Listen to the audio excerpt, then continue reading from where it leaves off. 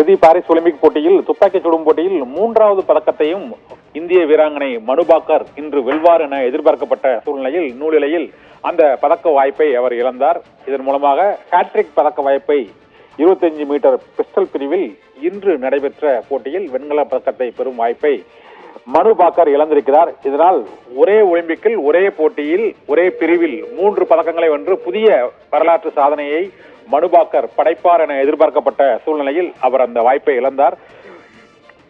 ஏற்கனவே துப்பாக்கி சுடும் போட்டியில் 10 மீட்டர் ஏர் ரைபிள் பிரிவில் மனுபாக்கர் வெண்கல பதக்கம் வென்றார். அதன் பின்னர் 10 மீட்டர் கலப்பு இரட்டையர் பிரிவிலும் அவர் வெண்கல பதக்கம் வென்றார். இந்த சூழ்நிலையில் 25 மீட்டர் பிஸ்டல் பிரிவில் அவர் வெண்கல பதக்கம் வென்றால் ஒரு புதிய சாதனையை படைப்பார் என்று இந்திய ரசிகர்கள் மிகுந்த எதிர்பார்ப்போடு காத்திருந்தனர். ஆனால் சிறப்பாக இந்த போட்டியில் பங்கேற்றும் நூலிலையில் 3வது வெண்கல பதக்கம் பெறும் வாய்ப்பை அவர் இழந்திருக்கிறார். இதனால் மனுபாக்கரின் ஹேட்ரிக் சாதனை வாய்ப்பு தவறவிடப்பட்டிருக்கிறது.